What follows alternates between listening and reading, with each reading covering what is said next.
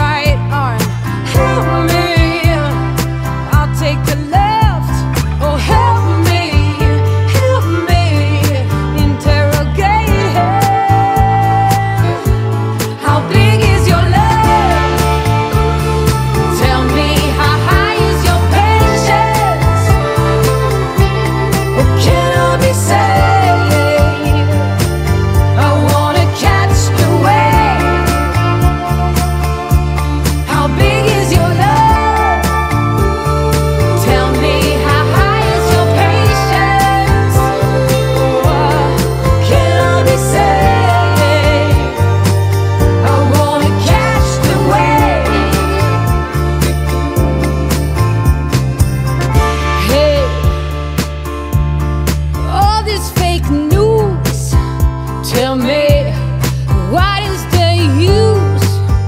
Tell me, there's no more compassion, no. Come and find me under these layers, among these taxpayers. There's no satisfaction, no.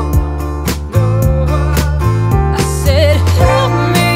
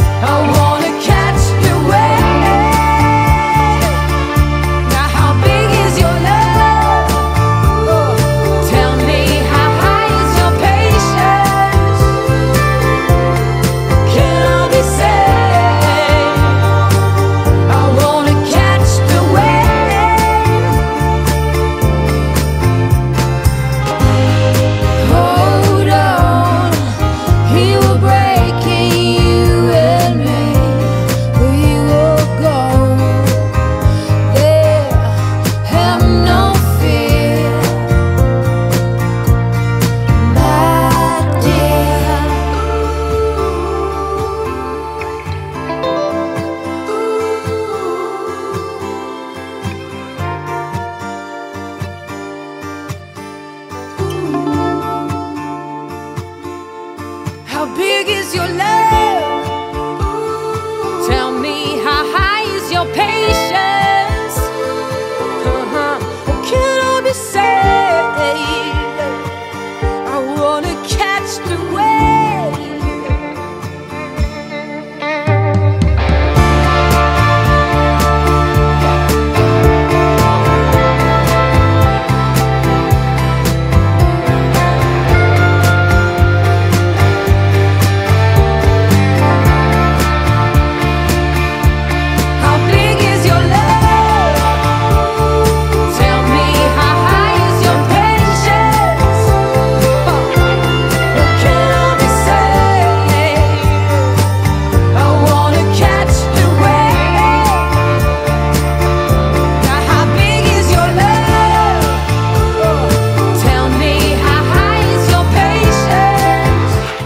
Let's see how this goes.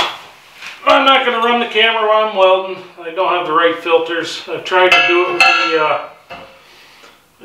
with the settings on the camera and a couple of UV filters, and it just doesn't quite get it the way it should. But I like that. Let's see what happens here.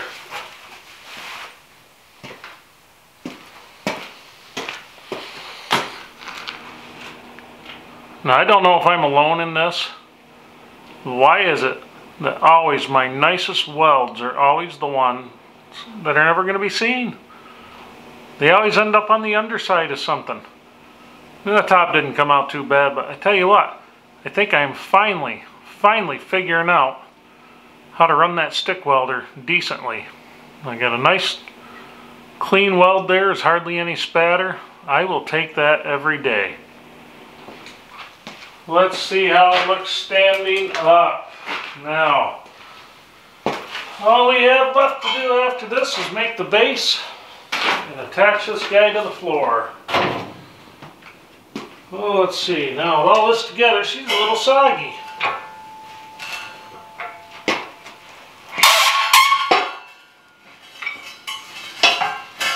But, if my floor was perfectly even, it would make a big difference, wouldn't it? So that's what we have. I still have to figure out how I'm orienting this in here. Now, a lot of you were concerned about the spring that's missing on this. I realize it's missing, but one-handed operation, this works just fine. And it's solid on there.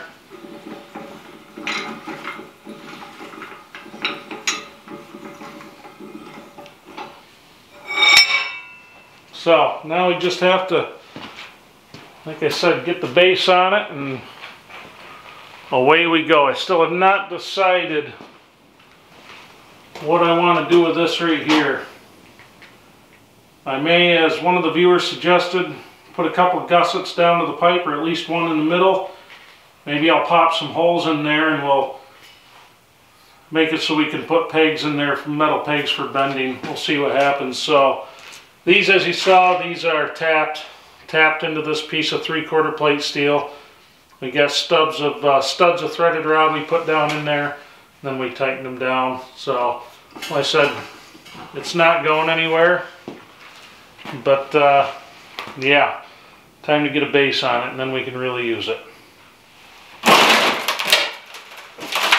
Well, there's I guess another video in the books. We're creeping up to the 500 video mark. You guys believe that we've done almost 500 videos already? Doesn't seem possible. So anyway, like I said, all we have left to do is make the base, attach that to the floor. For now, I'm just going to tap on it because I want to see if it's in a spot where I will like it. I'll probably put quite a few tap guns in. That way I'm not drilling bigger holes in the floor and then decide a month from now after using it a little bit that, yeah, maybe that's not the best spot in the world for it. Now, I understand the whole idea of a leg vise is to make contact all the way down to the ground. That's a piece of 1/2-inch plate welded on there. It's a short one, you know, it's not very deep, and so we're going to see how it works. If I need to, I will make a bushing to slide up under there and make sure it goes all the way to the floor. But honestly, I don't see us really needing that too much. Probably what that vise is going to be used for a lot is probably holding mandrels and things like that when we're making chisel sockets, and that'll probably be the biggest use for that when we're forge welding those and all that. So anyway, we'll see what happens. Just kind of plugging along here. We've got a workbench we've got to get out of here, that little one that was first in here. We're going to get that gas forge moved. I'm probably going to make another smaller gas forge. I'm finding, while I like the gas forge, it's a great way to heat the space. I really prefer the coal. I very much prefer the coal. The gas forge is nice because you can turn it on. It's quick.